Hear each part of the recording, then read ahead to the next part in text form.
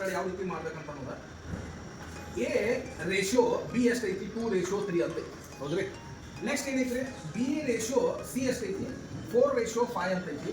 ನಮ್ಗೆ ಏನು ಕಂಡಿಡಿ ಅಂತ ನಾವು ಎ ಬಿ ಸಿ ಕಂಡಿಡಿ ಅಂತ ಹೇಳಿದ್ವಿ. ನೋಡ್ರಿ 2 4 ಎಷ್ಟು ಆಕೈತಿದ 8 ಆಕೈತಿ, 3 5 ಎಷ್ಟು ಆಕೈತಿ 15 ಆಕೈತಿ, 4 3 ಎಷ್ಟು ಆಕೈತಿ 12 ಆಕೈತಿ. ನಮ್ಗೆ ಎ ಬಿ ಸಿ ಕಂಡಿಡಿ ಅಂತ ಹೇಳಿದ ನಾವು ಎ ಬಿ ಸಿ ಮೂರು ಎಟ್ ಎ ಟೈಮ್ ಕ್ಯಾನ್ಸಲ್ ಆಗ್ತಾವೆ. ಇಲ್ಲಿ ನೋಡ್ಬೇಕು ಮೂರು ಎಟ್ ಎ ಟೈಮ್ ಕ್ಯಾನ್ಸಲ್ ಆಗಂಗಿಲ್ಲ ಅಂದ್ರೆ ಫೈನಲ್ ಆನ್ಸರ್ ಏನಾಗಿದ್ರಿ ಎ ಬಿ ಸಿ ಇದು ಫೈನಲ್ ಆನ್ಸರ್ ಆಗಿದೆ. ಇದು ಫಸ್ಟ್ ಮೆಥಡ್.